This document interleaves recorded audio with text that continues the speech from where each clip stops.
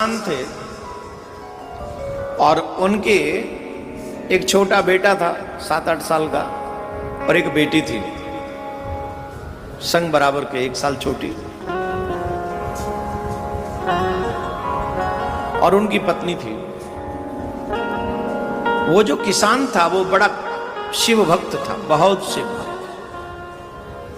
उन्हीं के गांव में शिवालय था। जब भी कहीं जाता पहले शिव जी को जल चढ़ा के जाता, फिर अपने खेत क्यार को देखने के लिए जाता था। उसका सारा समय शिव भक्ति में ही व्यतीत होता था। गृहस्थ के कार्य करता था, सब कार्य करता रहता था, पर शिव जी को भूलता नहीं था। यही उसकी शिव भक्ति थी। एक बार वो खेत पे जा रहा था तो उसके बच्चे ने कहा कि पिताजी मैं भी आपके साथ खेत पे चलूंगा। पिताजी ने कहा अगर तुम्हारी पढ़ाई पूरी हो गई हो तो चलो मेरे साथ, तुम चलो, कोई बुराई नहीं, चलो। बेटी बोली मैं भी चलूंगी, जब ये जा रहा है तो मैं भी जाऊंगी। चलो कोई बात नहीं, तुम भी चलो। बेटा बेटी पत्नी पति दोनों अपने बच्चों के साथ, पति पत्नी दोनों ही चले गए, खेत पे गए। दोनों बहन भाई वहीं मेड़ पे बैठे हुए थे, खेल रहे थे, और पति पत्नी खेत का काम कर रहे थे। एक विचित्र सी घटना घटी। खेत में से सांप निकला और अचानक से सांप ने उस बच्चे को खा लिया, काट गया। बच्ची चिल्लाई, भैया को सांप ने खा लिया, भैया को सांप ने खा लिया, भैया को सांप ने खा लिया, चिल्लाई। पिता दौड़े, हाय हाय ये क्या हो गया, कैसे हो गया। दौड़ते हुए गए, अरे कोई मेरे बच्चे को बचाओ, मेरे बच्चे को बचाओ, मेरे बच्चे को बचाओ।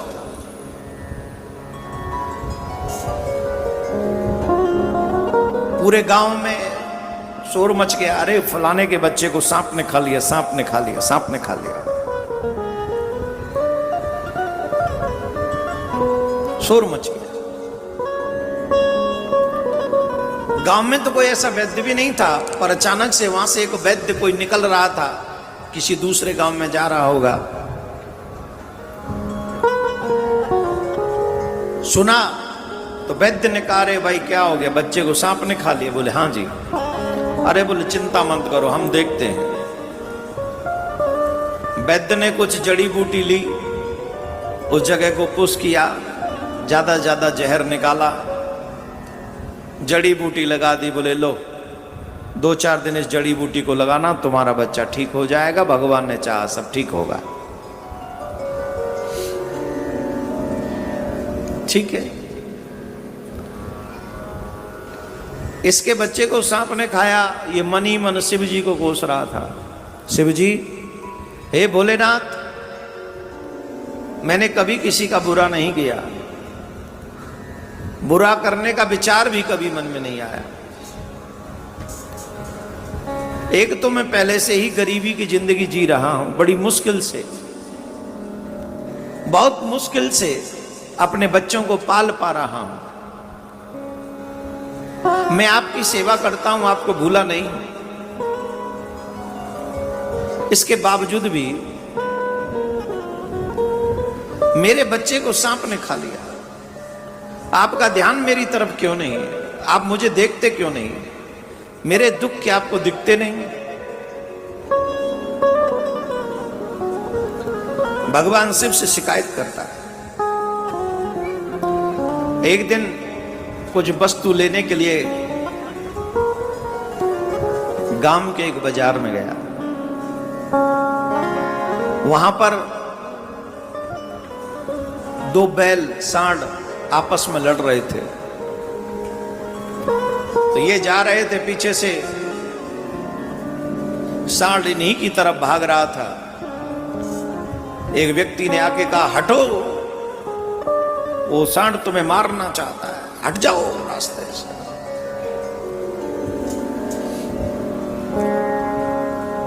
जब तक हट पाता तब तक उस सांड की कुछ चोट उसे लगी, वो गिरा।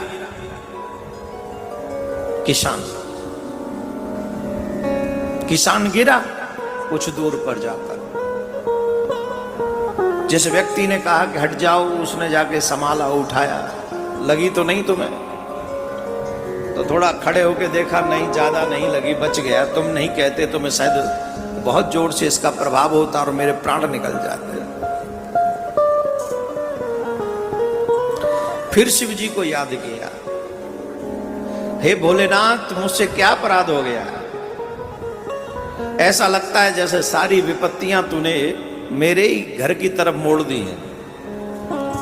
गरीबी मिटती नहीं, ऊपर से ये विपत्तियां भी मेरे ही घर की ओर मुंह करके चल देती हैं।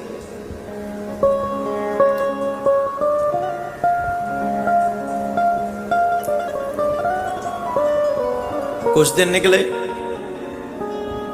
एक दिन इसने अपने खेत में गेहूं बोए। संयोग से भोले बाबा ने थोड़ी कृपा की, बोले चलो इसकी थोड़ी गरीबी मिटाने का प्रयास करें। भक्त जब ज्यादा जिद करता है तो भगवान भी फिर कुछ न कुछ तो प्रयास करते ही हैं। गांव में सबसे अच्छे गेहूं इसके हुए, सबसे अच्छे। सभी लोगों के खेतों में गेहूं इस बार बेगरे बेगरे हुए थे, बेगरे, और इसके बड़े घने थे, बड़ी फसल अच्छी थी।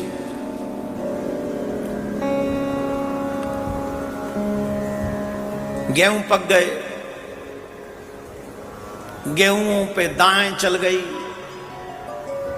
आजकल तो ट्रैक्टर से निकलवा देते, मशीन से निकलवा देते। पहले दाएं चलती थी, बैलों को ऊपर चलाते थे, फिर ऐसे हवा में उसको क्या बोलते, उसको क्या करते थे, बरसाते थे।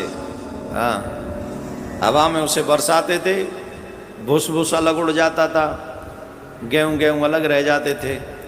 फिर भूस को पशुओं के लिए, गेहूं को मानवों के लिए रखते थे। तो ये सब कार्य करने में उसे रात हो गई, शाम हो गई, शाम से अंधेरा होने लगा।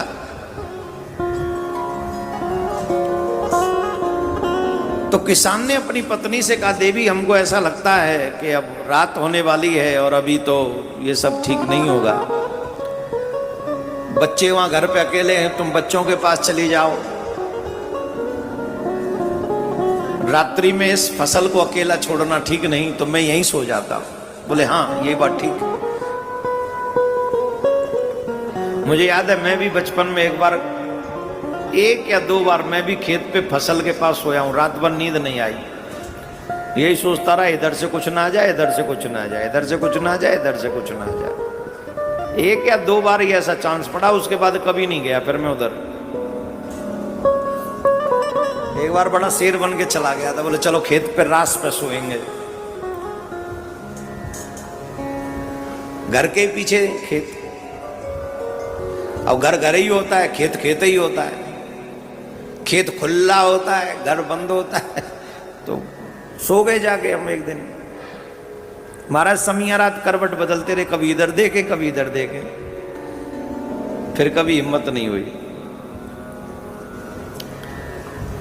तो किसान लोग खेत पे सोते हैं, आज भी सोते हैं। हालांकि आजकल तो मशीनों से निकाल लेते हैं, पहले ही सिस्टम नहीं था। तो किसान वहीं सो गया, उसी जगह। अब वो तो चली गई पत्नी घर, पत्नी घर चली गई, ये अपने खेती रास के पास जो अनाज था वहीं लेट गया। अब अचानक से देखता है भयानक काले काले बादल गिराए।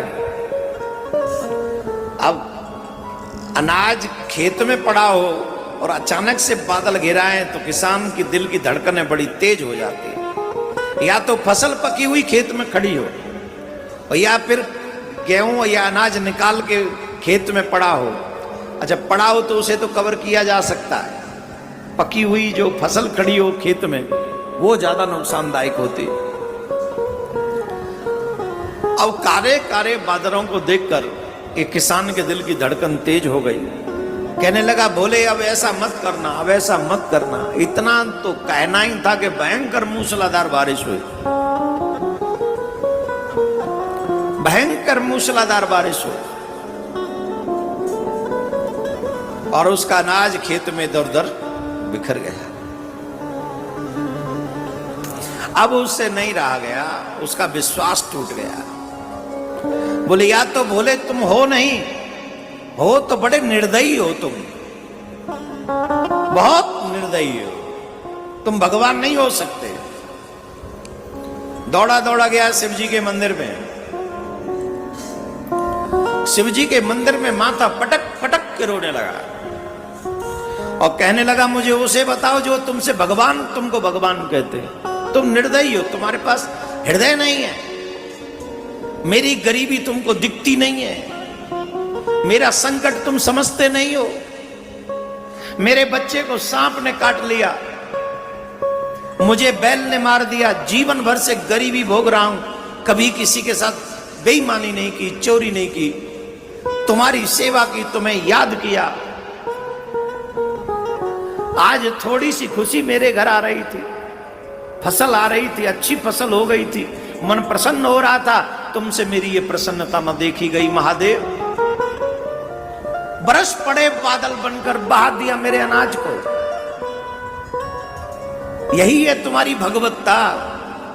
ऐसे ही समझ लूं मैं तुम्हें भगवान। कैसे भगवान हो तुम?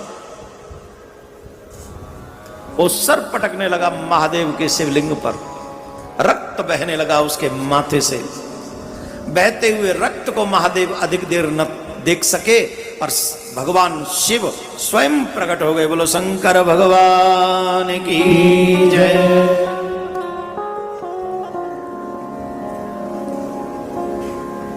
महादेव ने कहा, क्यों रो रहे हो? किस लिए रो रहे हो? रोने की वजह क्या? किसान रोता हुआ बोला, अभी भी मेरे रोने की वजह सुनना चाहते हैं? आप भगवान हो, आप जानते नहीं हो? बोले, मैं जानना चाहता हूं, मैं जानता हूं तुम क्यों रो रहे हो। तुम बारिश के बरसने से रो रहे हो, तुम सारा दोष मेरे माथे मढ़ रहे हो, सब कुछ तुम मेरे ऊपर मढ़ रहे हो कि मैंने किया, मैंने किया। चलो मान लो कि मैंने ही किया, लेकिन क्या तुम ये जानते हो कि मैंने ये सब क्यों किया? अब क्यों किया मैं क्या जानूं महादेव? आपने तो मेरे अनाज को ही बहा दिया, मैं क्या जानूं? इसमें जानने न जानने वाली तो कोई बात नहीं है महादेव। है पुत्र, भक्त है, तुम जानो। तुमको सिर्फ अपनी प्रॉब्लम्स दिख रही है, तुम्हें सिर्फ अपनी समस्या दिख रही है, लेकिन तुम उन समस्याओं से निकालने वाले को नहीं देख पाते हो। तुम कहते हो मुझे दया नहीं आती, तुम कहते हो मेरे हृदय में दया नहीं है, तुम कहते हो मैं तुम्हें देख नहीं रहा हूं, मैं तुम्हारी गरीबी नहीं देख रहा हूं। हा? एक बात सुन लो मेरे प्यारे, मैं अपने भक्त को कभी अकेला नहीं छोड़ता। जो भक्त मेरे को हृदय से पुकारता है, पल पल उस भक्त की देखभाल मैं करता हूं, मैं करता हूं। जानते हो, जिस दिन तुम्हारे बच्चे को उस सर्प ने काटा था, जानते हो वो बच्चा, वो सर्प कैसा था? उस सर्प के काटने से कोई नहीं बचता, कोई भी नहीं। तुम कहते हो मुझे दया नहीं आती, सुनो मेरी दया। उस सर्प से तुम्हारे बच्चे को जब बच्चा सर्प काट गया तुम्हारे बच्चे को, उस बच्चे को बचाने वाला वो वैद्य कौन था? वो मैं स्वयं तेरा वैद्य बनकर आया था उस बच्चे को बचाने के लिए। मैं स्वयं आया था और मैंने उस विष को निकाला था। किस लिए? जिससे मेरे भक्त को इस अपार दुख से सामना न करना पड़े। याद करो, तुम्हारे गांव के बाजार में जब तुम्हें उस बुल ने, उस बैल ने टक्कर मारी थी, तुम्हें वहां से बचाने वाला भी मैं ही था। याद आया वो आदमी? वो आदमी याद करो, जिस आदमी ने तुम्हें हटने को कहा वो मैं था, तुम्हें संभाला वो मैं था। हां, मानता हूं बैल ने टक्कर मारी, लेकिन अगर मैं ना होता तो तुम्हें वो बैल मार डालता उस दिन। मैंने बचाया तुम्हें। तुम्हारे कर्म कोई ऐसे रहे होंगे जिसके कारण उस बैल ने तुम्हें टक्कर मारी, लेकिन वो प्राण न ले सका। क्यों? मैंने तुम्हें हल्की चोट से बचा लिया, पूरा करा दिया, वो बचा भी लिया। अब सुनो, तुमको सबसे ज्यादा तकलीफ इस बात की है ना कि वर्षा क्यों हो गई, तुम्हारी फसल कहां समाप्त हो गई, अब तुम्हारे बच्चे क्या खाएंगे, यही सोच रहे हो? वो कुछ नहीं बोल पा रहा था, वो सिर्फ रोता जा रहा था, वो अपने शिव को देखे जा रहा था। भूत बाबा ने बोले, जानते हो मैंने वर्षा क्यों की? पूरे गांव में सबसे अच्छी फसल तुम्हारे गांव हुई, पूरे गांव में, और सारे गांव के लोग तुम्हारे फसल को देख देख के जल रहे, ईर्ष्या कर रहे। उन्हीं में से जब तुम अपनी पत्नी से बातें कर रहे थे, कुछ लोग आए और उस अन्न के ऊपर जहर डाल दिया।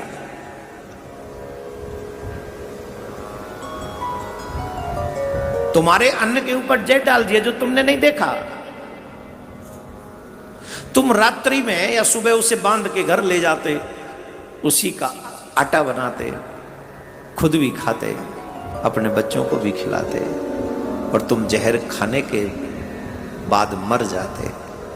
इसलिए मेरे भक्त को, मेरे भक्त के बच्चों को कोई कष्ट ना हो, इसलिए मैंने भयंकर बारिश कर दी, जिससे वो सारी फसल बह जाए, मेरे बच्चे सुरक्षित हो जाएं, मेरे भक्त सुरक्षित हो जाएं।